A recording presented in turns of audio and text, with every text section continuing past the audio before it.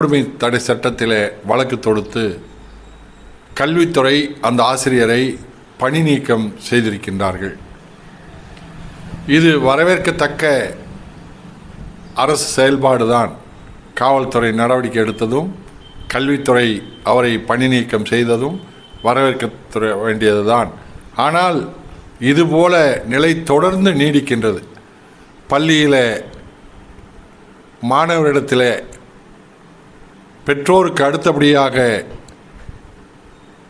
மாணவர்கள் தன்னுடைய மாதா பிதா குரு தெய்வம் என்று சொல்லி குருவை ஒரு தெய்வமாகவே பாவிக்கின்ற மனநிலை தமிழ்நாட்டில் உண்டு.